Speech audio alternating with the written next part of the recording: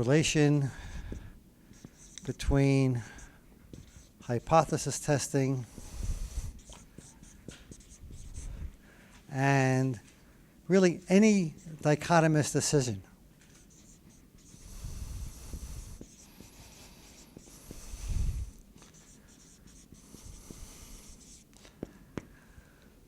Meaning, yes or no, should I go to the party, not go to a party? Should I vote for somebody, not vote for somebody? Should I convict them? I'm sitting on a jury. Should I convict the person, not convict the person?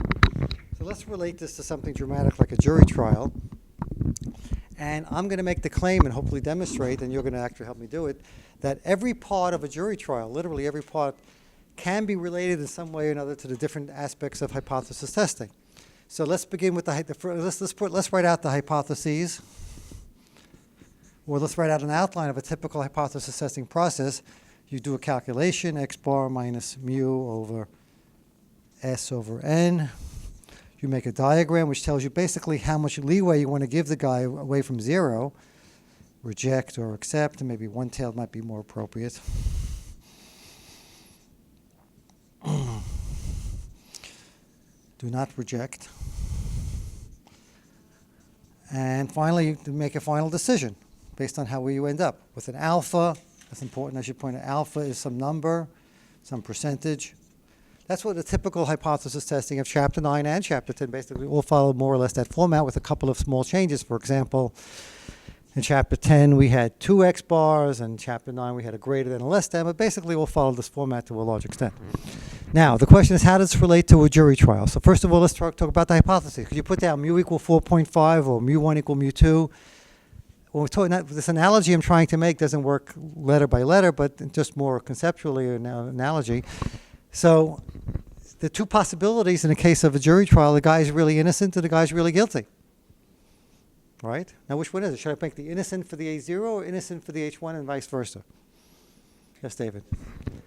Because we always give the benefit of the doubt to the A0, in other words, that's sort of literally innocent until proven guilty. That's the default. And the H1 if the guy's really guilty.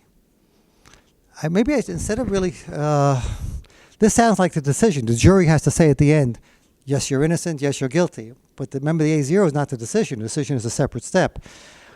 Maybe the A0 should be, we assume the guy, remember, the presumption of innocence means that we really believed he or she, let's make it he to make it specific, did not commit the crime. And H1 means the guy did commit the crime. So maybe that might be perhaps a better way of saying did not commit the crime,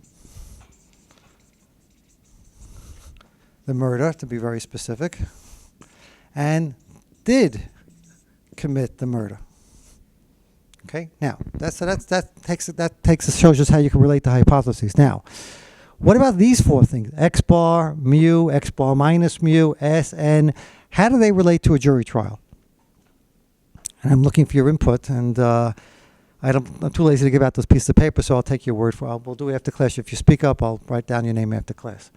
So, let's take the N. What does N stand for in the context of a jury trial? Now, I know most people give me the first answer wrong, so please do. Don't be afraid. I mean, the wrong answer is much better than no answer, and correct it, and maybe there's another point that you might be partially right. Anyway, David. The number of jurors is the wrong answer I expected to get, because the number of jurors is, first of all, we treat the jury as one unit. Got to be unanimous. It's not like, if the guy's more guilty or less guilty, got to be unanimous. So the jury is really one object, so to speak. So if there's 12 people, 6 people, 3 people, that's not really relevant. So N will not be the number of jurors. Do you want to try again? There's only 2. Every example we're setting it up, there's only 2 ways, either innocent or guilty. Now, in real life, you can have, especially a civil trial, shades of gray, but no, that's not that either. Yes?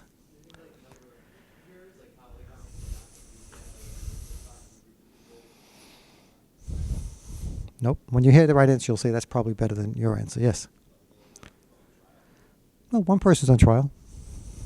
Nakia? Nope. Nope. Nope. The amount of evidence. Very good. The amount of evidence, because think about it. When you have the first thing is to think about a real life problem. When you take a sample, Take 5 people, take 25 people, take 100 people, take 1,000 people. The size of the sample influences how accurate the average is going to be, how much weight you give to it. I mean, that's built into the formula. We've discussed it at length over the last several months, a month at least. So N would refer to the amount of evidence. Okay, smoking gun, DNA, a couple of witnesses saw him there, whatever, prior convictions, all that stuff might be relevant. The amount of evidence. What is X bar, therefore, in that context? Once we have this, the N, then when everything else sort of will fall into place. What is the N going to be? I'm sorry, the X bar going to be? Now, does a juror say this plus this divided by 3 or whatever? There's no number, so we're not talking about numbers here. We've got to talk about like an analogy. You've got to use this a little more abstractly. So what is the X bar in the context of a jury trial? Think about what's the X bar in the context of hypothesis testing. It's a synthesis or a summary of all the evidence, all the data that we have. It basically breaks down to one number, boils down to one number. So X bar would be, can somebody put that into English? X bar would be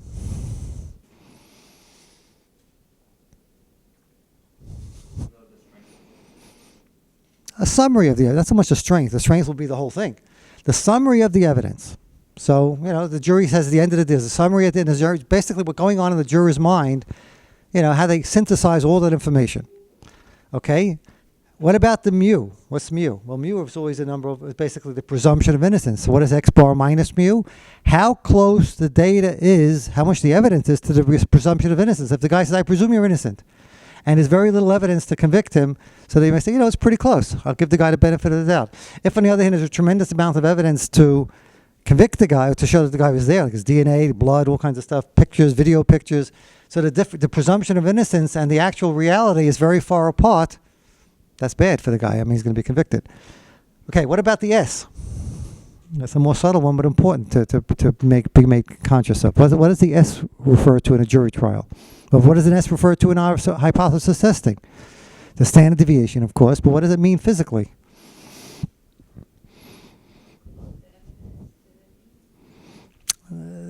That's what this is, how close the evidence is to the presumption of the presumed mean of innocence. Okay, it's not that far from the answer. We only have a couple of minutes, so let me give you the benefit of the doubt. The S refers to the consistency of the evidence. In other words, are the numbers all very similar, in which case there won't be any variation, or the numbers all over the place. One guy said all over the place. One guy said, I saw him over here. Another guy said, I saw him over there. One guy said, I give him an alibi. The other guy said, I saw him commit the current crime. DNA says one thing. The blood says something else. There's a lot of inconsistency in the evidence. That would be a large standard deviation. So that would the jury definitely has to take that into account when they, besides the actual evidence, they got to take into account the consistency of the evidence, and that's what's done for the S. And so the jury takes into account these 4 factors: a summary of the evidence, the presumption of innocence, the consistency of the evidence, the amount of evidence. All those, if they could real life, when you're making a decision, they could get taken into account. So that's goes on there. What about this alpha and this? What about this stuff? What is this? How does this relate to a jury trial? The step number 3 where you make a boundary. What's the famous terminology the judge always? What's the word? The judge charges the jury with what? Only find him guilty if what? Beyond the shadow. What's the word? Reasonable doubt, shadow of doubt. So what does that mean? It means, say, if the guy's just a little bit, the presumption of innocence, and the evidence points a little bit towards his guilt, are you going to find him guilty? No, got to be only when there's a real big difference, when there's a really big T number or a big negative T, if it's a one-tailed test probably, would you find the guy guilty? Okay, so how does the jury decide that alpha? Does the jury make alpha a small number, which means you require a lot of evidence, or does the jury make alpha a big number? In our society, again, it may be different in China, maybe different in Singapore, but in our society, yes. Alpha is a small number. We like to make sure that only a small number of people end up rejecting A0 when the A0 is true. What does that mean? That you say the guy's guilty when he's really innocent. Now, does that ever happen where a jury makes a mistake and says the guy's guilty and gives him an electric chair when he's really innocent? Does that ever happen? It happens. Does it happen a lot? Does it happen a lot? So alpha in our society, because they really expect a lot of evidence to convict somebody, and there's always appeals and all this other stuff. So alpha is probably, hopefully, a small number. That's based that's society's values. What's the implication of that? If alpha is a small number, what's the downside of it? Obviously, alpha is a small number is a good thing to have. We want it to be